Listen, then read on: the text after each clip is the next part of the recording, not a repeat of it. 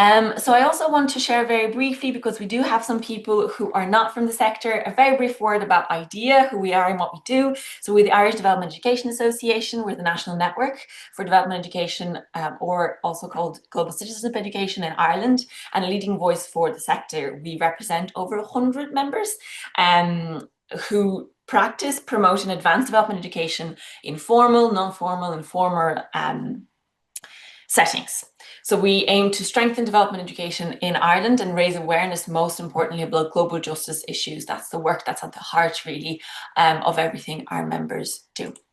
Development education, or just global citizenship education, for those again who might not be familiar and maybe just only remotely are familiar or just interested in what it is that we do. It's an educational process that enables people to understand really the rapidly changing and interdependent and unequal world that we live in, but most importantly also act to transform it. Something that's at the heart really of development education is that participants get to critically explore root causes of injustices and inequality. And this critical thinking is really central to everything that we do. Now, what I'd really like to quickly do before handing over to our amazing speakers, and again, I want to thank them so much for joining us today for what will be, I'm sure, a fascinating conversation, is to ground this webinar into why we're doing what we're doing and why we're having the conversation that we're hoping to have today. Something that's very important in IDEA is the Code of Good Practice for Development Education that has principles that lays out what is important to keep in mind in order to deliver quality development education. It's a very shortened summary of what the code is. We will be sending links in the chat if you want to explore it a bit further. But one of the principles, and namely principle number 3 of the code, reads as follows. We have to be explicit about the ethos of development education. So that involves global solidarity, empathy and partnership, as well as, and that's the bit I want you to remember today, challenging unequal power relations across all issues we work on. There's a sub kind of line to this, what we call an indicator, and that indicator states, to stay with this idea of unequal power relations, that our engagement with people and communities affected by injustice and inequality is based on equal partnerships which recognize and address power differentials. I know all of our members who are here today, all of the practitioners, anyone working in the sector, this is something that's really incredibly important for us and quite often at the heart of our practice. However, I think when it comes to doing it, we do struggle it, we find this challenging, and I have often asked myself the question of why that is. So what I might do is, before I explore that further and look at what some scholars have identified as a gap maybe in GCE and something that is worth exploring further, I would like to very briefly introduce our speakers for today. You have the full bio on our website and on the links that I share in my email. But our first speaker is Dr Sandrine Uwase Ndahiro, a Rwandese Irish researcher who holds a PhD in English in the University of Limerick, Ireland. Her research examines how contemporary African text, so it can be self-referential, fictional, photographic, address environmental catastrophe, and the narrative it produces reworks, and will hopefully unpack that with you, Sandrine. It's a bit of a mouthful, but reworks the necropolitical governances of objectification of a death sentence in the current terminal time of the Anthropocene. So I hope that's a really nice kind of how do you call this? A teaser, and that is something that we will be unpacking today. Our second speaker is Dr. Tanya Wendt Samu, a senior lecturer at the School of Critical Studies in Education in the Faculty of Education and Social Work in the University of Auckland, New Zealand. I want to thank again Tanya for joining us so late in the day today in Auckland. She has 3 decades of experience in teaching education, social studies, and social sciences, curriculum development and research. So I would like to kick off the conversation by highlighting something that I've read in preparation of this event today, and it's a gap that's been identified by scholars such as Andreotti, Schultz, Parmenter, and I will be sending all of the references as a follow-up to this event. But all of those scholars have underscored the risk of GCE becoming yet another tool for perpetuating prevailing power imbalances. Tanya, you wrote an article for a book. The book has been commissioned by the Asia Pacific Center for Education for International Understanding. And in this book, you mentioned that the motivation of the Asia Pacific Center is to explore how Pacific and other traditions have the potential to contribute to overcoming the tensions or shortcomings found in the existing conception of global citizenship education. So in other words, and to use someone I admire a lot, who's Audre Lorde, she used that metaphor that says, and asked the questions rather, are we dismantling the master's house with the master's tools? So we don't argue that GCE as it stands now and all the practitioners here today are using tools or ideologies or methods that are harmful, but we have to acknowledge that they do stem for and have been developed in a context of a very, I suppose, Western thinking, Western culture, Western ideologies. This is where we all as practitioners are born in and developed our careers and practice. So I suppose to start the conversation, Tanya, is this something you have experienced, this gap and this weakness in our practice? Is this something you've experienced or witnessed in your work? Is there something in the methodologies and how we teach that reinforces the structures that created the problem in the first place?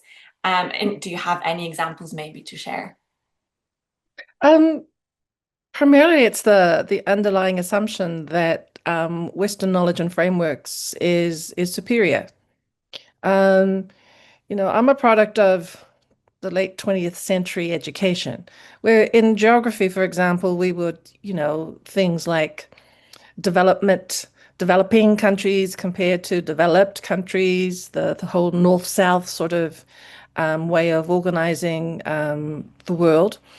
I actually attended from Samoa, which is a very small Pacific nation, small but powerful.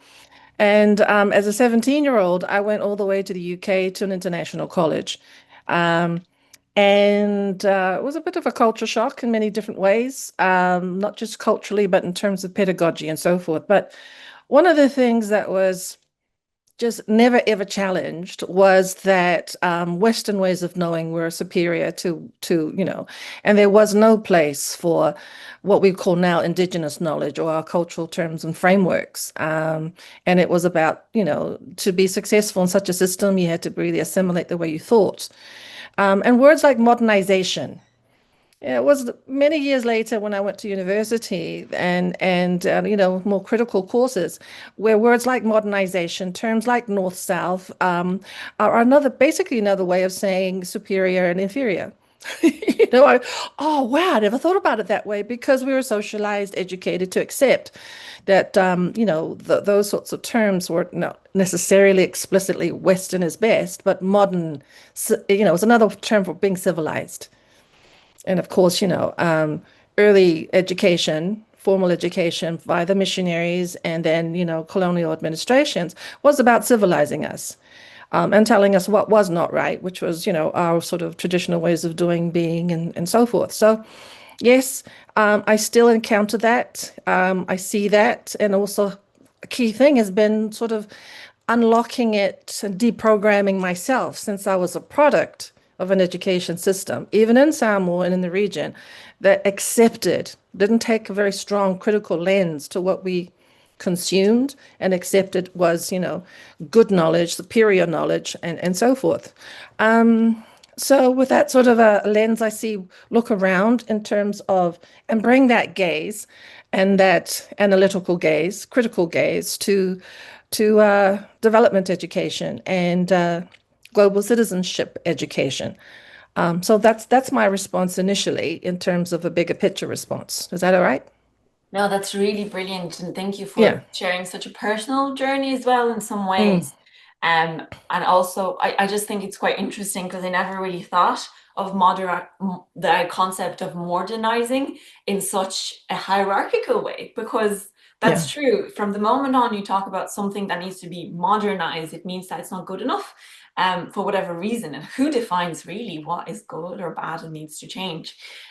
So if anything, thank you for switching that in my brain, I suppose. And Sandrine, is there anything you'd like to add or anything that resonates with you, or could you share as well then your own personal experience and answer to this question? Yeah, I definitely like agree with Tanya. I think I love the way you're talking about like the deprogramming element of how we're kind of looking at certain terms of like again like modernization, and that's something I had to do, especially again growing up in Ireland, all my education, being in Ireland, and especially when in my undergrad doing like literary theory and stuff, and how like post-colonialism or Africa was just something I wasn't exposed to until fourth year. So I didn't even know there was such thing as like African theory or like post-colonial theory. And again, like this is like an English degree and like it's supposed to be critical, and it was never a thing. So I remember in fourth year when I took African literature and we were doing it on the Rwandan genocide, and I was like,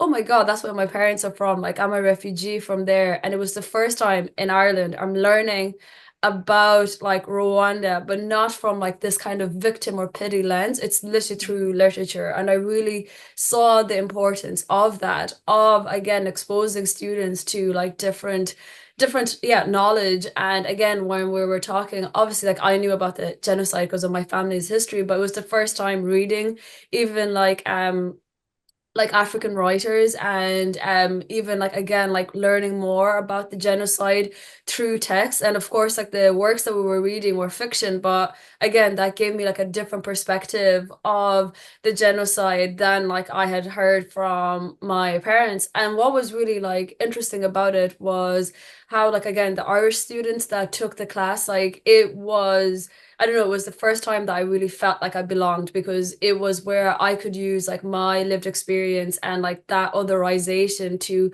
really understand the theories and even challenge the theories and situate the theories from like, oh, if someone like Homi Bhabha is talking about hybridity, I can talk about it being Rwandese and Irish, and really understand how like again these post-colonial theories or these non-Western theories, there shouldn't be something that again is seen as an afterthought or is just seen as something that's over there, because they actually were proven like really, really useful for people like myself who has a hybrid identity in Ireland in trying to understand like where we belong and stuff like that. So that was something that was really like useful. And I know when I was doing my PhD and really focusing on African literature, there was that thing that I had to deprogram that myself, where I was like, why am I constantly going to Western theorists first, even though my whole project is on Africa? So it was something that like I really had to look at the theorists I was using and even look at the gender imbalancement. So even if I was like, oh, I'm going to look at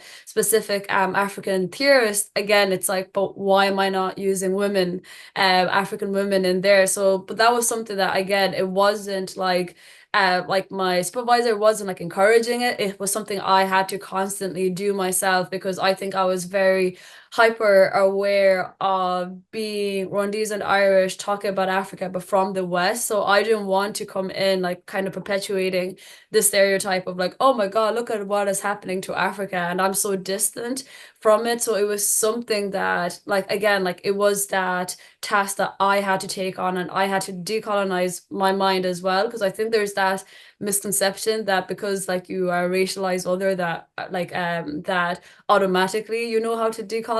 And I'm like, it isn't, because as you say, Tanya, it's we're conditioned to it. So it's like that was something like that hyper awareness was something that I really had to reflect and had to work on. So even now, like when I am teaching and I'm teaching on post-colonialism and race, it's I specifically only use African theorists. And again, teaching it in Ireland, it's exposing it to students when we're talking about something like race. It isn't skin color, it's about power. So it's even trying to like get them to like reframe that. And yesterday for one of my second year modules, I was teaching on race. And again, I was looking at the students and they were kind of being lost with it. Then I was like, oh, but I'll explain it in the context of the Irish context, where like how race works in Ireland. And they were looking at me, and I provided the image from Punch magazine, where it was an image of Britain being the lion and then Ireland being the monkey. So I debunked that, and it was kind of like the first time the students were understanding like how race works in Ireland. And then when I was like, oh, but like look at the travelers community in Ireland, like they're racialized. And I had a student be like, I can't believe she said that, because like again, it's they just weren't like they're not exposed to this. So it is kind of that responsibility of like again kind of practitioners to expose this and really like yeah, like kind of walk students through it, because again, like they're in second year and like they know what race is, but they just thought it's black and white. So it's until like you're introduce it to African literature, but then like make it go back and generalize it, and there's show them something as simple as how Ireland was viewed like as racially inferior, and then kind of trying to see them like kind of grapple and come to terms with that. Like it's something that's really, really powerful. And again, it shows that we need those conversation to happen in that regard. No, and I couldn't agree more. And I found it really interesting, you know, what you're saying about the space that we're making. It's about the space that we're making and what we're focusing the attention on. So like you're saying, some theories that you haven't seen until fourth year, that's a conscious choice. You know, it's because some things considered, I suppose, from what I understand, more important than others, or that don't need to be seen until X, Y, Z. So it's conscious choices about what, like you've said, I'm just paraphrasing, but who we read, who we listen to, who we turn to when we have questions or want to understand the world. And I thought it was really interesting what you said about spaces as well, and how, you know, these spaces can make you feel where you belong. And it makes me question, do we make enough spaces with the methodologies we use, with the tools we use, for people to feel like they belong, whatever their background is, wherever they come from? So I do thank you a lot for raising that. Now, what I'd like to suggest, now that I suppose we heard from you and your experience with this practice, and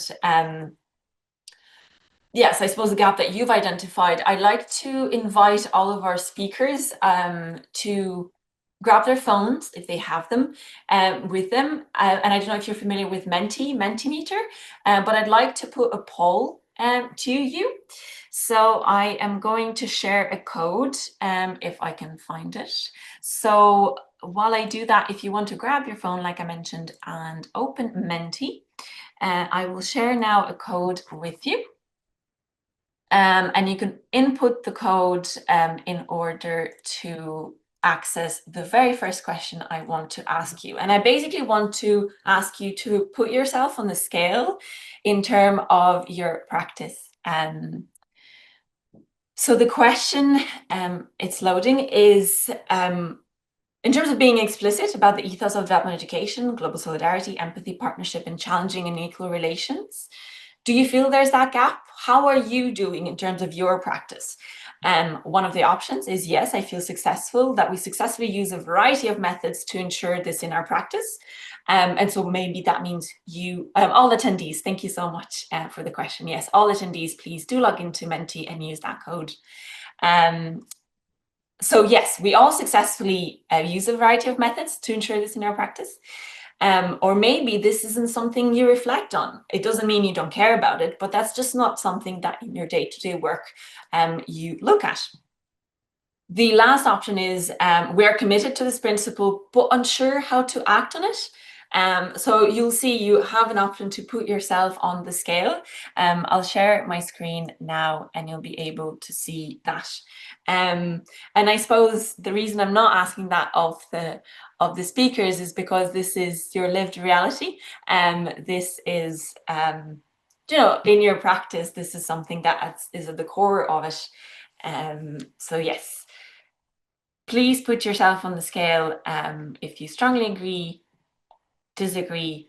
I think we don't personally, me and my practice, and I'm sharing my screen now, I don't successfully use methods. I'm not really familiar with methods. The only thing I did try to do is, like Sandrine mentioned, consciously make choices when I read articles and research. This is something I reflected on, so I strongly disagree. But we are committed, but I'm unsure this is what I am going to personally put. So this is what the mentee should look for you. And now I'm going to share the results because I'm very curious to know where our audience situate themselves. So thank you so much. I see the answers coming in. I'll share my screen now so you can all see. This is anonymous, so please don't worry. I'd love to have your thoughts as well, Tanya and Sandrine.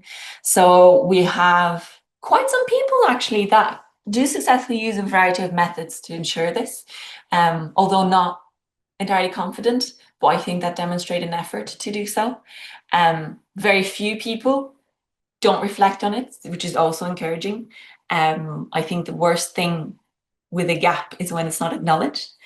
So from the moment on, if it is something that people care about, the only thing is a matter of time before we can actually address it. And I do see the majority, though, as we can see, is that people are committed to this principle, but unsure how to act on it. Please do keep putting on your answers. I know this is a very short time. I just want to put as much time as I can to our speakers, but please do continue to populate this, because I will be sharing it at the end as well with all of the participants, because I think it's a very interesting snapshot for us and for yourselves also as participants to know where we situate our practice on this issue. Again, thank you so much for sharing your personal journey and where you feel we're at and where this gap is. And the reason I invited you here today is that when I came across your research and your work, I realized, or I'd rather had a thought I really wanted to explore, and is that indigenous knowledge, and more specifically different ways of knowing, of being, of doing. So for instance, art and photography from communities affected by injustices, like the things you look at, Sandrine, could they be a tool to break this cycle of perpetuating and reinforcing the ideologies that cause global justice issues in the first place? So when we look at our work as practitioners, can we acknowledge the influence that our societies are having on us, even if it's on a very subconscious level, you know? And the fact that there's a willingness to acknowledge this is that the code has this principle, and they're a testimony to that. But that also means if they're subconscious, they're harder to identify. These influences are harder to identify and meaningfully change our practice. So what I'd like to ask of both of you, and I start with Sandrine, is do you think engaging with Indigenous knowledge, or in general, different ways of being and doing, is one way to resist this influence? And I'm asking this because, Sandrine, you talk about, and I hope it's all right to quote you, and I'll put it in the chat because I think it's a very powerful quote. You write, "Scenes of devastation and despair flood Western media. They project a narrative that makes commonplace the idea that instability and violence are common features in African society. And yet," and that's the important part, and that's my addition, "is that they fail to ask how they might frame a different reality and consider evidence of environmental violence with a very different history." So can you walk us through this and the examples of how you were brought to this analysis and this interpretation of what is happening? Yeah, again, I think it just kind of goes back to that idea. I think growing up in Ireland and again, having that sense of whenever someone is talking about it, being like, oh, like you're from Africa, like again, not even being able to distinguish like Africa is a continent, not a country. So it's something that like from a really young age, I was always really aware of. And again, it was one of those things where anytime you are going online, it is like flooding, or like again, it's like even now, like what's happening in Sudan, it is perpetuating this form of instability. So then again, like that kind of really shapes people's consciousness of what is happening in the continent.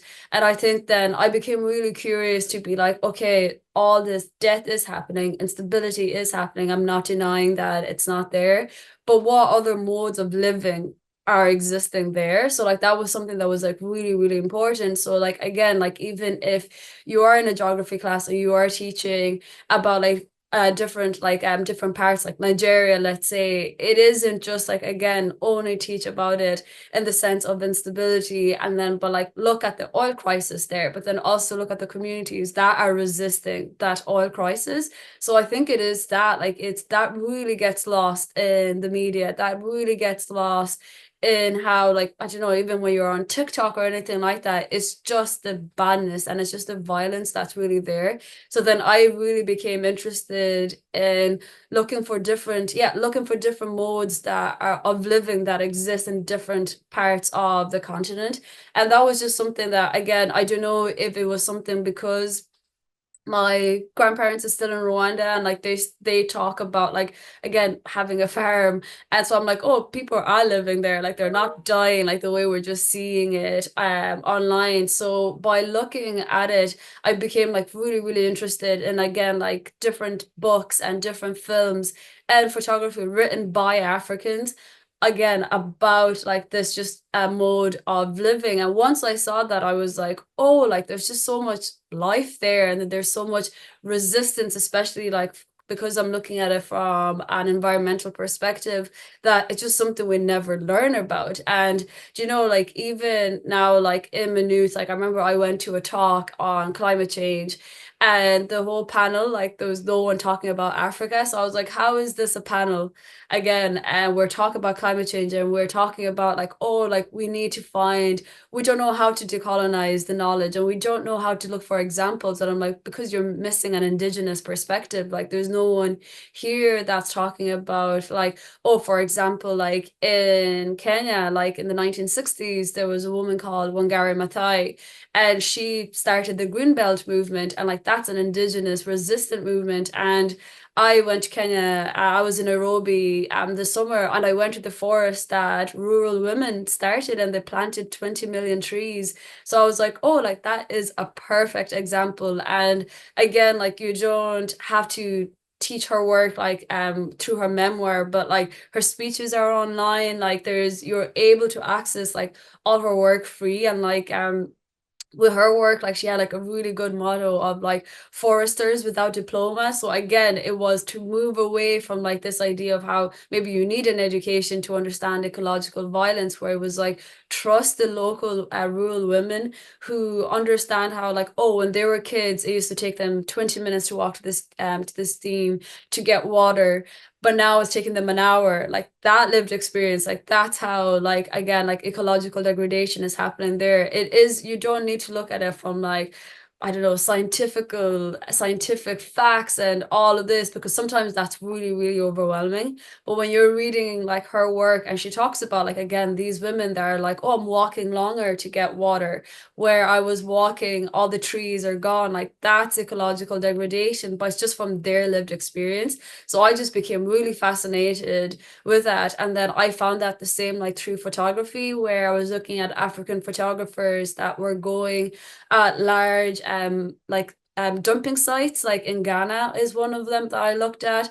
And it was just talking about it in the sense of like how here in the West, like we have this, you know, self-righteousness of being like, oh, we're really good at recycling, but we don't even think about where that waste goes. So with my photos, I was looking at that waste that comes from Europe and then goes to places like Ghana, and it really like perpetuates the stereotype of Africa being a dumping ground. So again, even with these photos, they're free, they're online, and you're looking at them and you're like, I never thought about it this way. Because if someone is coming at it from like without understanding the context of it, it's just, oh, look at that, Ghana is dirty, like Ghana is this, without understanding, no, like that's the waste from the West that's coming in. So it was like, again, the different images and films and books I was being exposed to, I was like, oh, if you're looking at it just from a Eurocentric perspective, it's feeding into the narrative of the trees are cut down, everything like that. That's just normal. That's what happens over there. But if you actually, again, take in an indigenous and a local perspective, you understand like how, again, like, no, like this is, again, the product of colonialism, or this is the product of the West sending their waste here, and now we're the ones which are left to deal with this. So like that was just something that was really important. And I made sure that any of the works that I was looking at, that it was free and accessible online. So, but again, it requires you to have a decolonial approach when you're approaching, especially the photographs, because they really feed into like the poverty porn of Africa. So you have to step away from it and not project that on. And then you'll be able to see, oh, this is actually a climate change issue of waste, oh, this is actually a climate change issue of deforestation. But it's just really simple to like look at it and be like, oh yeah, like this is the images I'm so used to seeing online, without taking, it takes 1 second to just reframe it and look at that. So that was something that I like really dedicated with my work, is again just asking and looking at local knowledge, because it just dismantles any projection that we're about to have about it again being something that, oh, this is just something that's so expected out of the continent, without taking any context of that. No, and it's extremely powerful, just this, like you say, refocusing and reframing.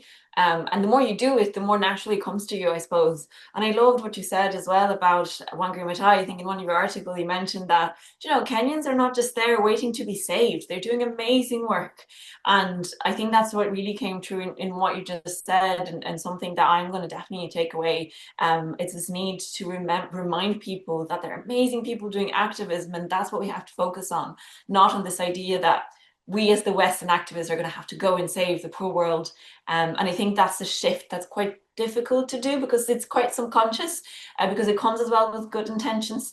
And I suppose this will be my opportunity as well to ask you, Tanya, because informally we got chatting and you mentioned that actually you also looked at Pacific Island students fighting climate change, and the need to shift our focus on young people leading the change. And do you think this is one way to encourage the transmission and visibility of Indigenous knowledge and young people who embody this Indigenous knowledge? Would you like to tell us more about that? Oh, sorry, I think you're on mute. Yeah. Oh, great. So from the context of the Pacific, one of the things I really, with the article I read that Sandrine wrote, really resonated with me, and was the fact that she's talking about the African continent. Who doesn't know the African continent, and so forth. But on the other side of the world, covering 1/3 of the Earth's surface, is the Pacific Ocean. And a more contemporary way of understanding it is not as a big body of water with lots of isolated island nations, far apart, little, far away from everything, vulnerable to storms and hurricanes and so forth. But the concept that we are connected by the sea. The sea is not empty space. The sea is part of our space, our territory. And so one of the conceptions of the Pacific region, excuse me, in alternative to the Pacific, which, by the way, originated from a Spanish explorer, the first European who saw the Pacific when he sort of made it to the western side of South America, and happened to be a nice sunny day. Oh, the very peaceful ocean. So we got the Pacific that way, right? But one concept or way of thinking about the Pacific that has taken hold, and we have regional organizations using that term, is the Blue Pacific Continent.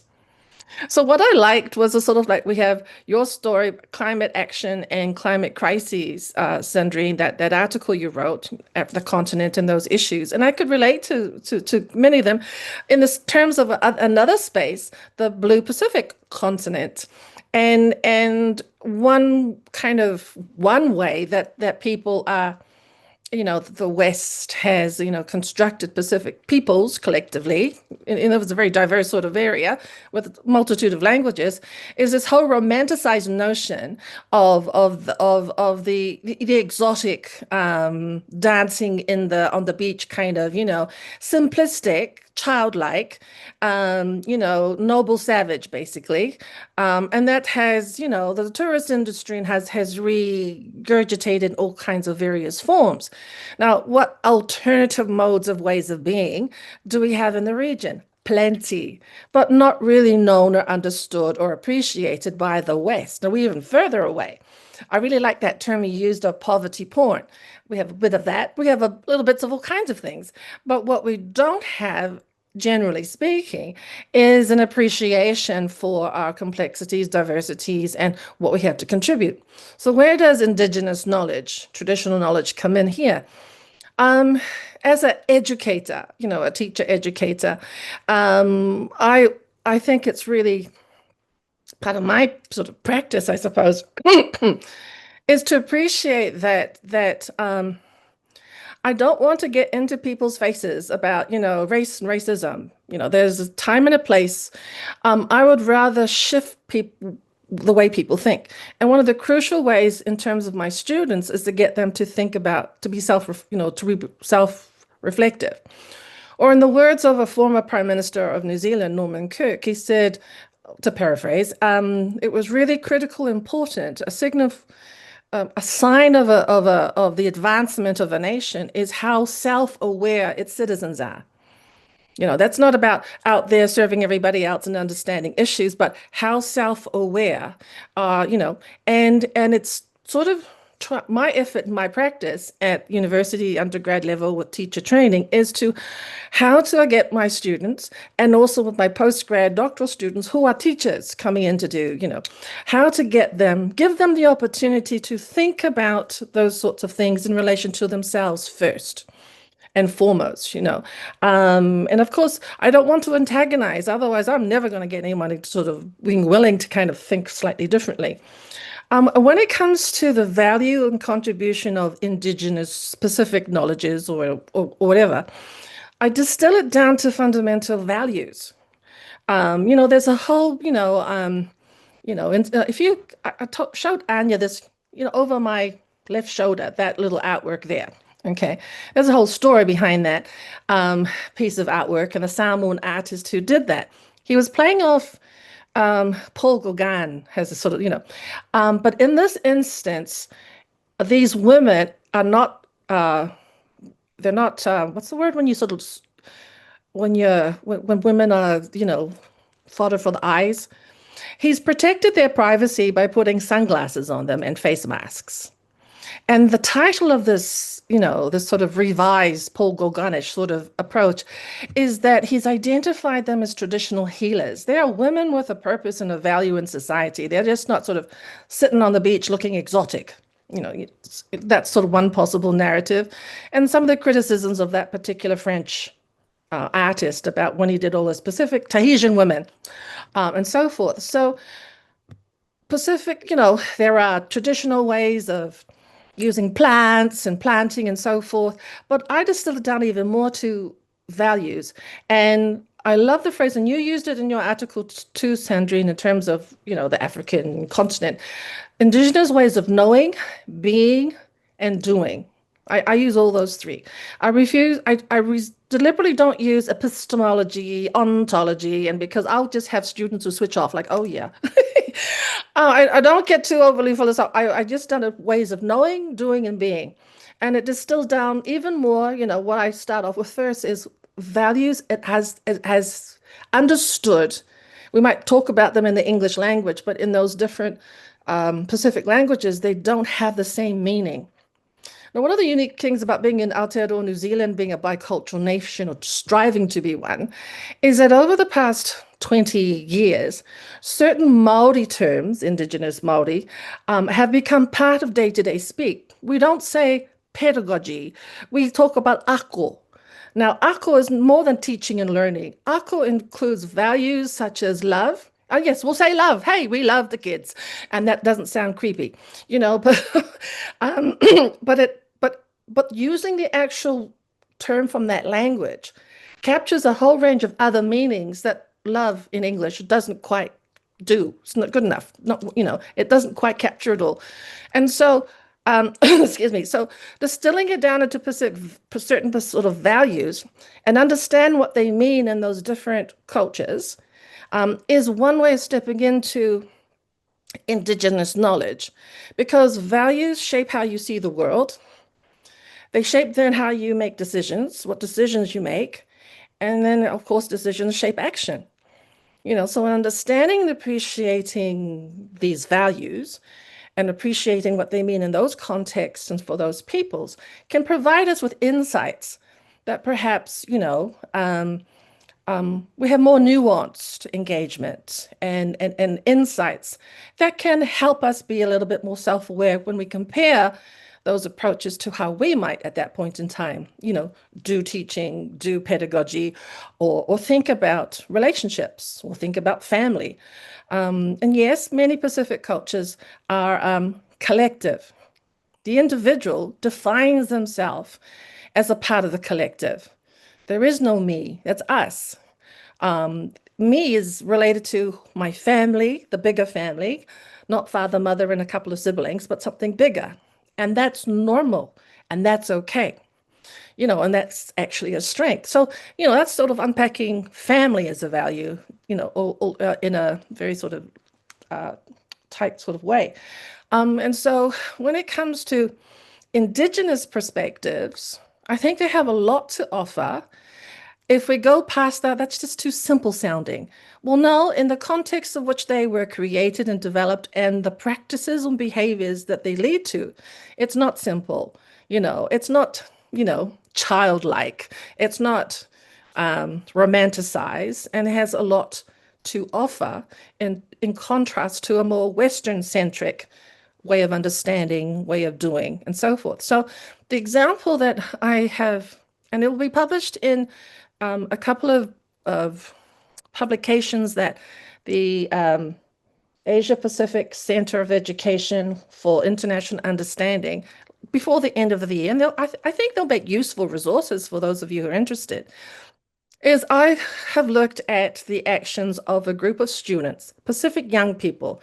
There were a bunch of university students about 6 years ago. They hadn't finished their degrees yet. They were environmental law people. And the beautiful thing about what they did was that they were really concerned about climate action, the climate change impacting in the region. So imagine a group of 27 students, no degrees yet, feeling so, earnest about it.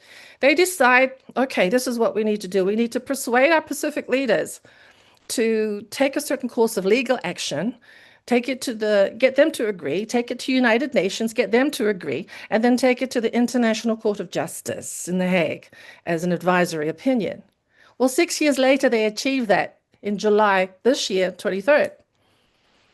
And Sandrine, you mentioned that the arts and the photos you found, they're available. You can find them online, and if you take a certain perspective, they teach a whole lot of other stuff. Well, the Pacific Island students fighting climate change have this website that is just packed full of engaging, accessible material telling their story of what they did. If you want to have the more legalese, complex stuff, there's links to that. If you want to have a little animated story about their journey over the 6 years, you have that. If you want a little pop song, they'll have that with all these marvelous YouTube clips giving you, like a picture of different Pacific groups. And what I have found inspiring about that particular example of their work is that, of course, they're no longer in their mid to late 20s. They're pushing into the 30s, and they still call themselves youth. But I guess anybody younger than myself will be a youth. I'm a grandparent with 5 grandchildren. So, but it's what they work together to do.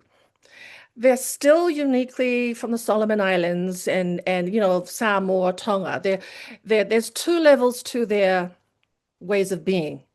There's their specific culture and languages, and the other one is a strong identity as coming from the Pacific. And there's different reasons to explain that.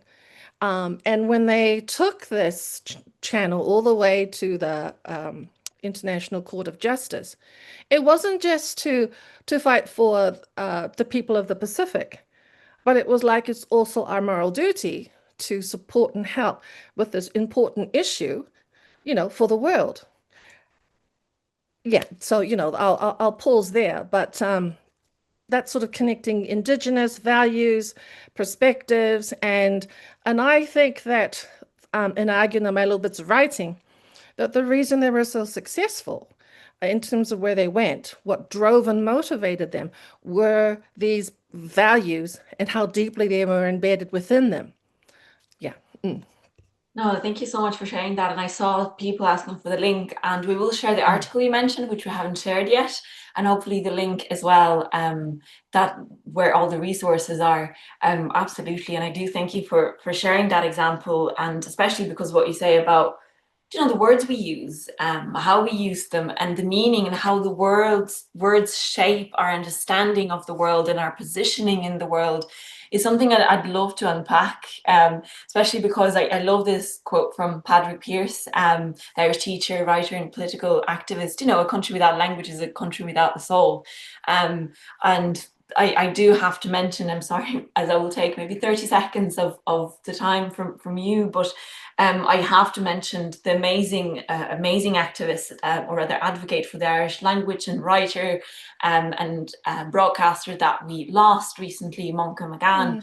And he worked and dedicated his life to reminding the world in an accessible way of the importance of language and how much we're losing of the knowledge and the intergenerational transmission in the words that have been used. He has a book called 32 Words for Field, or Listen to the Land Speak. And it's all about how the Irish language had so much knowledge and how they related to the land, to the world around them. And the reason I'm mentioning this is I think it brings me to my next question on what is indigenous knowledge or not. Like Sandrine, in your article, which we shared, which explores how Nigerian art processed the ecological crisis in the Niger Delta. There's this quote about how one of the hallmarks of this era is the misplaced assumption that humans cannot share the planet with non-humans. But it's a commonplace notion in the West, but really quite rare in other parts of the world. So you're saying it's contradicted by the history of post-colonial indigenous communities, such as the Sengwer in Kenya, who have maintained quite an intimate relationship with the non-human. You talk as well about the fluidity in time and how in many African cultures, communities interact with the moving changes of time itself. You talk about the intergenerational transmission of knowledge, and that the relationship of communities with their land is so intimate and strong because of this intergenerational transmission. So is that what indigenous knowledge is? What is it not? Is there any precautions we must heed when we as Westerners, I suppose, try to explore this? I'll turn the same question to yourself, Tanya, but I'd like to start with Sandrine. Would you like to tell us more about it?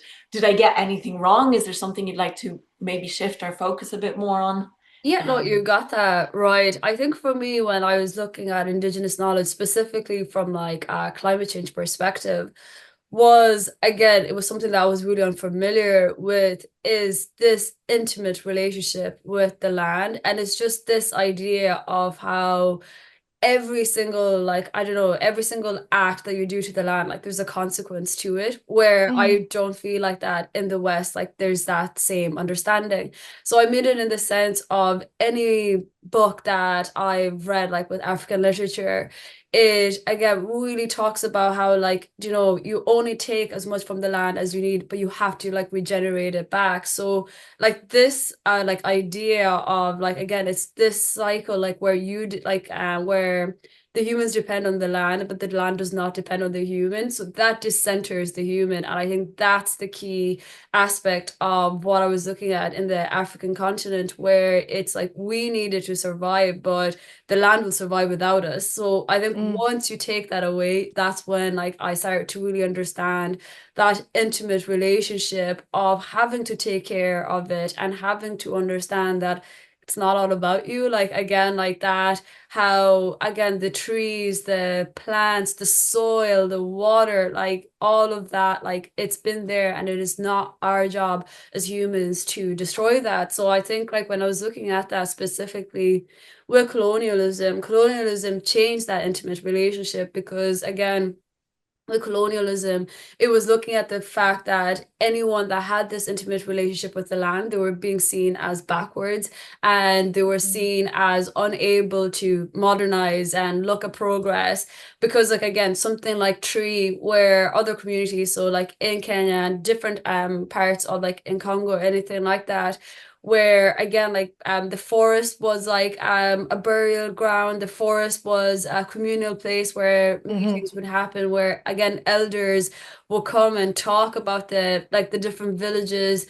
And again, like it's your, like I remember watching a documentary and it was talking about how like again with the trees, on how like they were medicine and they were all of this, but once colonialism came, trees now became timber, and now they became paper. So it was just changing that idea. And anyone who refused to see, let's say with trees or even oil, like again, we all depend on oil, and oil is a natural resources, but in Nigeria now oil is something that now is killing the Niger Delta. So it is no longer something that, again, it's like it's from the earth resources. It's now it's a power tactic. And like that is how, like when you're looking at Nigeria, you're like, oh, but like it's so rich with resources, but it's so poor. And it's like, because like again, we're after with colonialism, it saw oil as that commodity. And I think that that's what I'm talking about when it comes to indigenous, is local communities do not see these resources,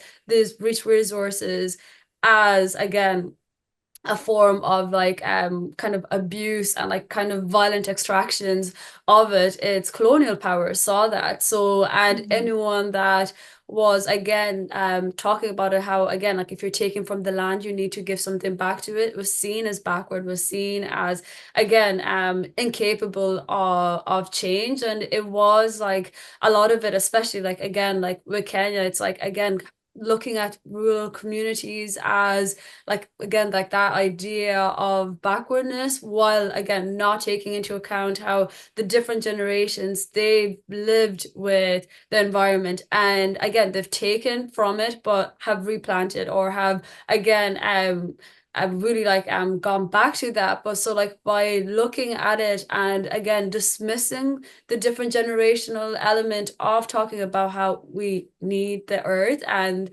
to survive, it's something that like I was really looking at it being like that's the main consequences. It's how modernity and looking at everything from a capitalistic lens, like where it's money, money, money, like that like ruins indigenous knowledge, and that ruins our ability to again see that it isn't about us, and we need to like decenter that human experience from it. So like that'll be my perception of indigenous knowledge. It's that. And I think then like in African culture and in African literature and film, it does an excellent job in that decentering element of it, because like again you have indigenous communities who talk about it in like through like folk tales and like do like oral tradition and music, kind of this love for the environment and how they've always lived with the environment, and not in this like romantic like, oh, Africans are harmonious and like are living with the trees, or like in this like romantic element, but it's just in looking at the environment as not something to extract. Like that's where like indigenous knowledge comes from. And I think it's really important where for people to understand how it is colonialism that again changed that relationship, and it's capitalism and neocolonialism that is continuing like perpetuating that. Like even the last day we saw like in Congo, like everyone has an iPhone, but we're not taking into account again the extraction of communities there. Like again, like it's child labor, like slavery, modern day slavery, but no one does anything about it, like in that regards. And again, like even the local governments there, again, it's just take in that sense. So it is just like again understanding that sense of how like natural resources became a commodity, and kind of like really this the consequences of these violent extractions, while local communities are fighting and resisting that. But like those stories of resistance, they're hard, like they're never really shared. Like we're only seeing like again like what's happening in Congo, like just like I think like a landmine like where that happened like collapsed the last day, but again was on the news for like 2 seconds and then you just move on from it. But again, it's just because we're so used to those stories, like like that it's just so easy to group them into one without looking at it and being like, oh, this is actually like an ecological issue. Why did that collapse? Because we are literally extracting it for the newest iPhone, for our laptops, and understanding in that regard. Oh, absolutely. And I love what you say, and I'm not going to do justice, and I'm not trying to summarize what you just said, but like some things did come up in terms of decentering the human. Do you know, is that indigenous knowledge is decentering the human, is the difference of how we relate to the world. And I'm going to take, if that's okay with the audience, just 5 more minutes of the Q&A time, because I really want to ask the same question of Tanya, particularly because there's just so many similarities in this idea of relationship with the world around you. Oops. It's the fact that it's unimaginable to dismiss the knowledge from the ancestors. I want to just quote, and I'll put again the quote in the chat, but it's just so interesting because in your research, Tanya, you mentioned Matapos and Baike's work, who draw attention to the notion of coevolution. So in the idea that, you know, humans evolve in relationship to each other as part of an overarching creation of that which is human, non-human, and then they're all connected, but also connected to the past and the present. Tanya also look at wayfinders that use their senses and like all sorts of different type of intelligence to see what is going on and process these signs to understand the relationship between themselves, but also the world. This whole idea of the relationship to time, to non-human, I just see similarities. And I just think it's so foreign, and it's so, like Sandrine says, kind of dismissed as backwards, as something that is just has to be ignored. And in my theory, it's because capitalism is an excuse for the abuse and the violent extraction that you mentioned, Sandrine. You know, if you relate to your earth, you can't stand by as a sane person to the violence that is being done to the earth. So I just want to turn for the next 5 minutes, if that's all right with the audience, and then we'll turn to the Q&A to Tanya to tell us more, and the same question then to Sandrine, about indigenous knowledge in the Pacific, this relationship to time, to the other. Is there anything else that I want to flag in what we're missing in our societies and that we could maybe learn from? So my turn? Please. Okay. I'd like to share some quotes with you. Again, drawing from the Pacific Island students fighting for climate change. Google them. There's their website. When they made it to the International Court of Justice, there were oral submissions as well as written submissions. And when the first person to speak was the president of the Pacific Island students fighting climate change, a young Solomon Island woman called Cynthia Honuhi. And in part of her 6-minute speech, which is, you can watch it and listen to it, she says, in quote, "Land is our mother, a living, timeless plane where past, present, and future converge, interconnected, and sustained in an unbroken cycle of life. It is upon our land that our values and principles are rooted, preserved, transmitted across generations. My people understand the continuous duty of past and present generations to protect the environment for the future generations." Now, she also, in that speech, and she has this beautiful, humble sort of demeanor, understated, she also spoke about and acknowledged somebody else. She said, and I quote again that same speech before the judges of the International Court of Justice. Cynthia said this: 29 years ago, when this court considered the legality of the threat or use of nuclear weapons, a Marshallese mother stood where I am standing now, Lejean Eknilan. She was a survivor of the US nuclear testing program, which unleashed 67 nuclear weapons upon her homeland and her people. She appeared before this court to share the grave injustice inflicted upon her life, her nation, and our Pacific region, all in the spirit of contributing to a vision of a peaceful and better world. And I am here to do the same. What I found powerful about her acknowledging and mentioning Lejean Eknilan was that when there were a group of these sort of students getting themselves organized and thinking ambitious thoughts about, yes, let's organize an advisory opinion, and their professors, I'm an amazing teachers, I betcha, but those professors, well, you got to do your homework. And so they did their homework and discovered that about 29 years beforehand, that they weren't the first to, from the Pacific to be, instigate this journey all the way to that court.